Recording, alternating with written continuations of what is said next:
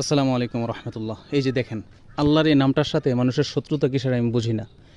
এখানে বিভিন্ন স্বেচ্ছাসেবীরা এই নেমপ্লেটগুলো রাস্তার পাশে লাগায় যেন মানুষ এগুলো দেখে রাস্তার মধ্যে চলতে ফিরতে এই নামগুলো পড়তে পারে। আপনারা জানেন যে রাস্তায় চলার আদব হচ্ছে উপরে ওঠার সময় আল্লাহ আকবার বলা, সমান জায়গায় চলার সময় সুবহানাল্লাহ বলা, নিচের দিকে নামার সময় লা ইলাহা ইল্লাল্লাহ বলা, এরকম রাস্তায় চলার আদব। তো সেই স্বেচ্ছাসেবীরা সেই নামগুলোকে এভাবে নেমপ্লেট আকারে রাস্তার মধ্যে লাগিয়ে দেন। কিন্তু কিছু কিছু এলাকায় দেখা যায় এই নামগুলোকে রাস্তার পাশে কে বা কারা এভাবে ছিঁড়ে সেগুলোকে একটা বিশ্রী রূপ দিয়ে দেয়। এগুলোর সাথে মানুষের শত্রুতা কী সেটা আমার বুঝে আসে না। আপনারা একটু বলে যাবেন যে আসলে এই নামটার সাথে শত্রুতা কী ছিল। এই নামটাকে না উঠালেও তো হতো, মানুষ পড়তে পারতো।